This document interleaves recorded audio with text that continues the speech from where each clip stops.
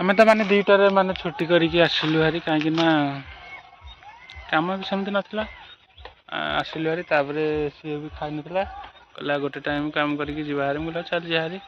ସେଠୁ ଆସିଲୁ ଭାରି ଆସିକି ତ ମାନେ ଖାଇ ପିଇକି ଆମେ ମୁଁ ଶୋଇକି ଏଇନେ ଜଷ୍ଟ ଏଇନେ ଆଡ଼ିକି ଆସୁଛି। ତାପରେ ମାନେ ଇଆଡ଼େ ରୋଡ଼ ଆଡ଼ିକି ତାପରେ ଆମର ତ ମାନେ ସୂର୍ଯ୍ୟ ଦେବତା ଆମର ତଳକୁ ଗଲେଣି, ଅସ୍ତ ହେଲେଣି।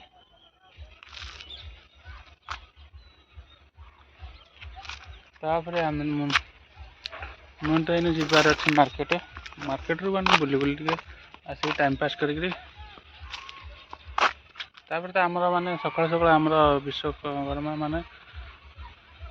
ମାନେ ଇଏ ହେଇଗଲେ ଉଜ୍ଜଳ ହେଇଗଲେ। ତାପରେ ଆମେ ତ ଡ୍ୟୁଟି ଆସିଲୁ ତାପରେ କମ୍ପାନୀରେ ଡିଜି ଫିଜି ପାଉଛି ବୋଧେ ବିସର୍ଜନ ହେଇଗଲେ। ଏଇ କମ୍ପାନୀ ମାନେ ଭାବୁଛି ମାନେ ଅଛନ୍ତି ବୋଧେ ବିଶ୍ୱକର୍ମା। ତାପରେ ତ ମୁଁ ଆଡ଼େ ଆସିଛି ବୁଲିବାକୁ। ମୁଁ ତ ମାନେ ମାର୍କେଟ ଆସିଥିଲି ଲୋକମାନେ କମ୍ ଅଛନ୍ତି। ଏବେ ମାର୍କେଟ ବୁଲିକି ଘର ଚାଲିଯିବା। ଗୋଟେ ପିଲାଟା ଆସିଥିଲା କହିଲା ଆସିଯିବା। ମୁଁ ନାଇଁ ତୁ ଆଗ ଯା ମୁଁ ପଛେ ଯିବି। ସେ ଆଗ ଆସିଥିଲା ଭାରି ତାପରେ ସେ ପଳେଇ ଯାଇଛି। ମୋତେ ପଳେଇଯା ଏକା ଆସିବା ଠିକ୍।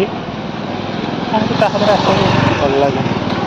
ସେ କ'ଣ କୁଆଡ଼େ ଯାଉଥିବ ଇଏ ତା ମନେ କ'ଣ ମୋ ମନେ କ'ଣ କେତେବେଳେ ତା ସାଥିରେ ଆସିବାକୁ ମୋତେ ଭଲ ଲାଗେନି। ଏକା ବୁଲି ଯାଏ ମାର୍କେଟରୁ ଛୁଟି ହେଲା ମାତ୍ରେ ଯେତେବେଳେ ଟାଇମ୍ ଥିବ ସେତେବେଳେ ମାର୍କେଟ ବୁଲିକି ଆସିକି ଯିବି। ତାପରେ ଖାଇବି ପୁଣି ଗୁପଚୁପ୍ ତାପରେ ଯିବି।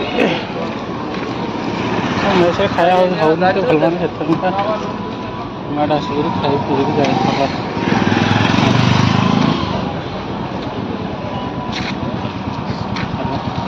ମାନେ ଟାଇମ୍ ତ ହେଇଗଲି 7:30। ତାପରେ ଘରକୁ ଯିବା ହାରି। ଗୁପଚୁପ୍ ତ ମାନେ 4-5 ଦିନ ଗୋଟେ ସପ୍ତାହ ହେଇଗଲି ମାନେ ବିଶ୍ୱକର୍ମା ପୂର୍ବରୁ ପୁରା ବନ୍ଦ। ଇଆଡ଼େ ସିଆଡ଼େ ଜିନିଷ ମାନେ ଖାଇକିରି ଯିବାକୁ ବୁଲି ଆସିକିରି ମାନେ ଯିବାକୁ